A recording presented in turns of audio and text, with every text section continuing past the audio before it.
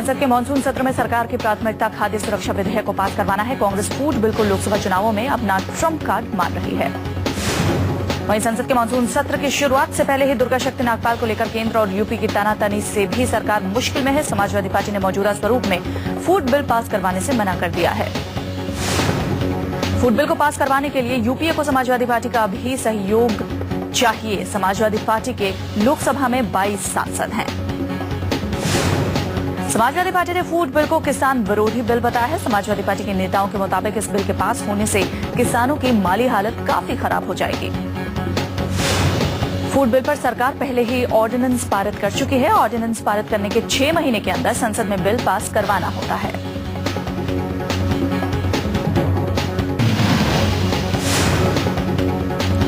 संसदीय कार्यमंत्री कमलनाथ के मुताबिक विपक्ष जजों की नियुक्ति से संबंधित न्यायिक आयोग विधेयक इसी सत्र में पारित कराना चाहते हैं।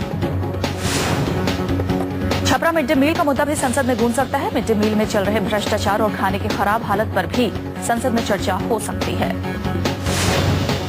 इसके अलावा उत्तराखंड में बाढ़ पर राहत के काम में देरी, बाढ़, भूमि अधिग्रहण विधेयक, सीबीआई की स्वायत्तता और इशरत जहां मुठभेड़ जैसे मुद्दों पर भी चर्चा की उम्मीद है। बीजेपी के वरिष्ठ नेता लालकृष्ण आडवाणी के आवास पर भारतीय जनता पार्टी की संसदीय दल की बैठक हुई। बैठक में तेलंगाना मुद्दे को प्रमुखता से उठाने का भी फैसला किया गया। बीजेपी जम्मू कश्मीर के लद्दाख क्षेत्र में चीनी सेना की घुसपैठ के मुद्दे पर भी शोर शराबा और हंगामा कर सकती है। चीन ने केवल जुलाई महीने में ही 3 बार घुसपैठ की है।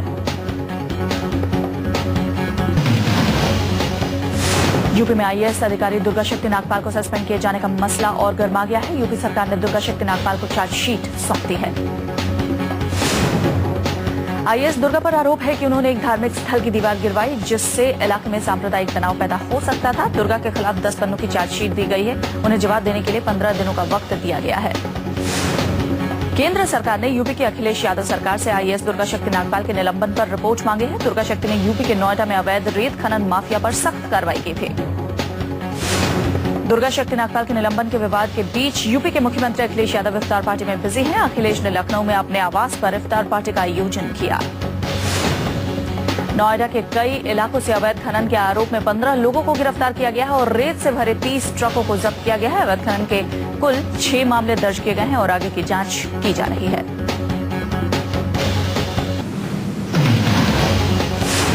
केंद्र सरकार की राय की कोख यानी सरोगेसी से जुड़ा एक अहम विधेयक लाने जा रही है। इस विधेयक से पारित होने के बाद मां 3 बच्चों को जन्म देने के बाद अपनी कोख किराए पर नहीं दे सकती। 2 बच्चों के बीच में 2 साल का अंतर भी रखना होगा।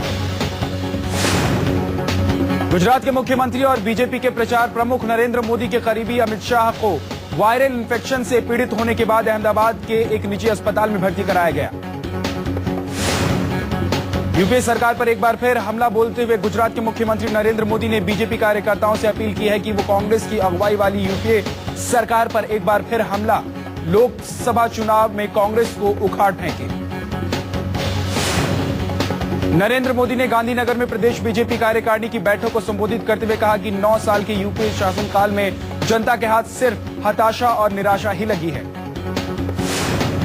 नरेंद्र मोदी ने कहा कि जनता में आत्मविश्वास और भरोसा बहाल करने के लिए हमें अपने देश को कांग्रेस मुक्त बनाना होगा और इसके लिए अभी से ही काम शुरू करना होगा।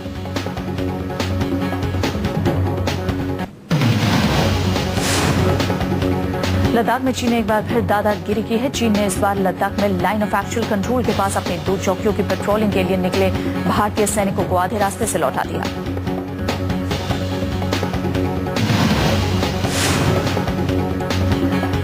अगर केंद्र नए राज्यों के निर्माण से जुड़ी सभी मांगों को मान ले तो भविष्य में भारत में कम से कम 50 राज्य होंगे। खास बात यह है कि नए राज्यों की मांग देश के हर हिस्से से आई है। होम मिनिस्ट्री को 20 से ज्यादा नए राज्यों के निर्माण के प्रस्ताव मिले हैं। नए राज्यों से जुड़ी ये मांगे पूरे देश से आई हैं। इसमें मणिपुर में कुकीलैंड, तमिलनाडु के कोंगुनाडु, नॉर्थ बंगाल में कमतापुर और कर्नाटक में तुलुनाडु शामिल हैं। बीजेपी के राज्यसभा सांसद वीपी सिंह ने मेवाड़ को एक अलग राज्य का दर्जा दिए जाने की मांग की है। वीपी सिंह ने पिछड़ेपन को आधार बनाकर ये मांग की है। असम के कार्बी आंगलांग में लगातार 5वें दिन भी अलग राज्य को लेकर चल रही हिंसा जारी है। इस दौरान कई सरकारी दफ्तर के अलावा कुछ नेताओं की प्रॉपर्टी जला दी गई। अलग राज्य की मांग को लेकर संघर्ष कर रहे गोरखा जनमुक्ति मोर्चा के 6 मेंबर्स को गिरफ्तार कर लिया गया है। आरोप है कि इन लोगों ने बंद के दौरान एसपी की गाड़ी रोक ली थी।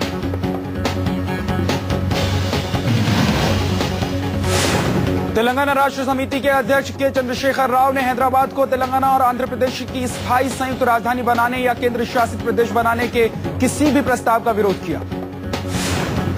के चंद्रशेखर राव ने कहा कि हैदराबाद का प्रशासन तेलंगाना सरकार के जरिए ही चलाया जाना चाहिए। कांग्रेस कार्य समिति ने पिछले हफ्ते प्रस्ताव में कहा था कि हैदराबाद 10 साल तक संयुक्त राजधानी रहेगी।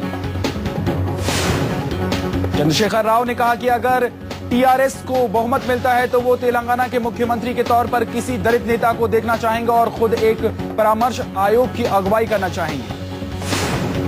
केंद्रीय पर्यटन मंत्री के चिरंजीवी ने शनिवार को मांग की कि हैदराबाद को आंध्र प्रदेश और तेलंगाना की संयुक्त राजधानी या भारत की दूसरी राजधानी घोषित किया जाए। कांग्रेस के वरिष्ठ नेता दिग्विजय सिंह ने कहा कि 10 साल तक तेलंगाना और आंध्र प्रदेश की संयुक्त राजधानी बनने जा रहे हैदराबाद को दिल्ली की तर्ज पर विकसित किया जा सकता है, जहां कानून व्यवस्था केंद्र के हाथों में हो।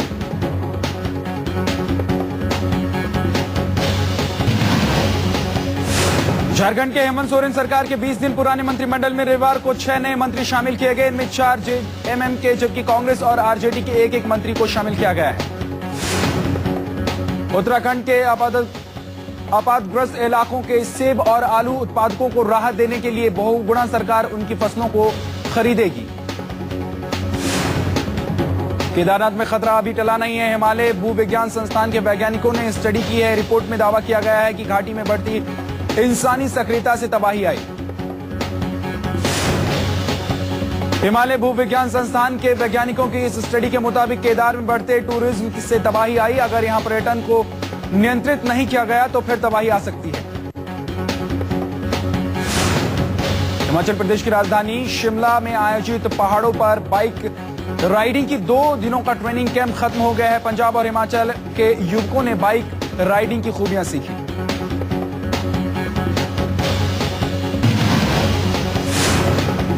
स्वायत्तता के मसले पर सीबीआई सुप्रीम कोर्ट में अपना पक्ष जोरदार तरीके से रख सकती है। सीबीआई सुप्रीम कोर्ट से अपील करेगी कि कामकाज में दखल-अंदाजी को रोकने का रास्ता साफ करे। अनवल डॉन अबू सलीम की याचिका पर सुप्रीम कोर्ट आज फैसला दे सकता है। याचिका में सलीम ने पुर्तगाल की अदालत में फैसले के आधार पर खुद के खिलाफ चल रहे मामलों की सुनवाई को खारिज करने की गुहार लगाई है। दिल्ली के सरायकाले खां में 200 फीट ऊंची हाई वोल्टेज टावर पर चढ़कर आर्मी के एक जवान ने खूब हंगामा किया। जवान ने अपनी जान तो खतरे में डाली ही, पुलिस वालों को भी हैरान परेशान कर दिया। विकास असम राइफल्स का जवान है। अपनी सैलरी काफी कम होने की वजह से वो हाई टेंशन टावर पर जा चढ़ा। पुलिस ने उसे उतारने के लिए क्रेन मंगवाई, लेकिन वो भी इतनी ऊंचाई तक नहीं पहुंच सकी। सुबह से शाम तक जवान का ये ड्रामा चलता रहा। विकास सुबह करीब 11 बजे हाई टेंशन टावर पर जा चढ़ा था और शाम को 6:30 बजे टावर से उतरा।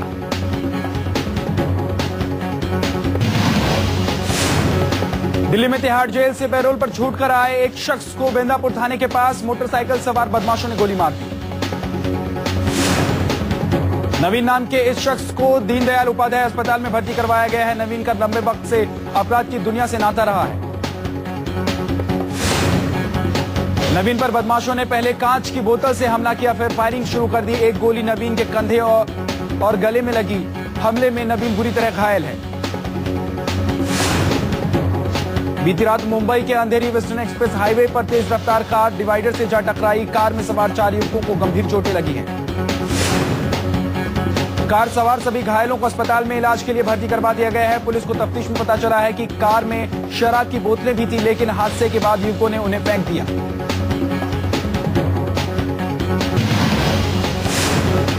मुंबई की मायानगरी में स्पाइडरमैन गैंग की दहशत है। इस गैंग के सदस्य पाइप के सहारे इमारतों पर काफी ऊंचाई पर चढ़कर चोरी की वारदात को अंजाम देते हैं। इस गैंग का मास्टरमाइंड मुकेश गावड़े है। मुंबई पुलिस ने इस गैंग के 2 सदस्यों को गिरफ्तार कर लिया है। बाकी सदस्यों की गिरफ्तारी के लिए भी कोशिशें जारी है। मुंबई में सिंधिया हाउस में बम धमाके फर्जी कॉल करने वाले शख्स को पुलिस ने गिरफ्तार कर लिया है। पता चला है कि आलोक दिनेश ताना एक स्टेट एजेंट है और नीलामी रुकवाने के लिए उसने फर्जी कॉल किया।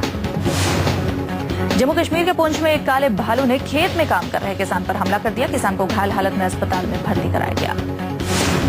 इलाहाबाद में गंगा को साफ करने के लिए मुहिम की शुरुआत की गई। लोगों ने, कई सांसदों ने भी इसमें बढ़ चढ़कर योगदान देने की अपील की है।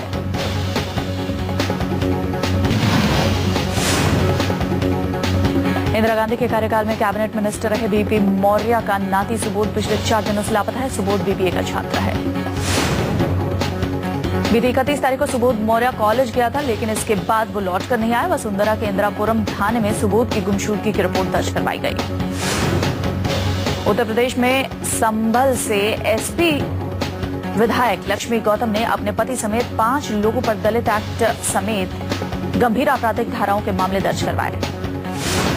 विधायक लक्ष्मी गौतम के पति ने आरोप लगाया कि उनकी पत्नी के किसी दूसरे युवक के साथ अवैध संबंध है, जिसके बाद काफी हंगामा हुआ था। पश्चिम बंगाल के झारग्राम में मासनगिरी के जंगल में पुलिस को 2 नरकंकाल मिले हैं। पुलिस को आशंका है कि 2 साल पहले माओवादियों ने 2 लोगों का अपहरण किया था। ये उन्हीं के नरकंकाल हो सकते हैं। कुतूर फैशन वीक 2013 में आखिरी दिन डिजाइनर मनीष मल्होत्रा के शो में किंग खान, शाहरुख खान और दीपिका पादुकोण ने किया रैंप पर वॉक। शाहरुख और दीपिका पादुकोण विक्टोरियन एरा के लुक में नजर आई। चेन्नई एक्सप्रेस के प्रमोशन के लिए रैंप पर उतरे इन दोनों कलाकारों ने महफिल लूट ली। मुंबई में IIJW फैशन वीक का उद्घाटन केंद्रीय मंत्री राजीव शुक्ला ने किया। इस मौके पर फिल्म अभिनेत्री सोनम कपूर भी मौजूद थी। सोनम ने रैंप पर कैटवॉक भी किया।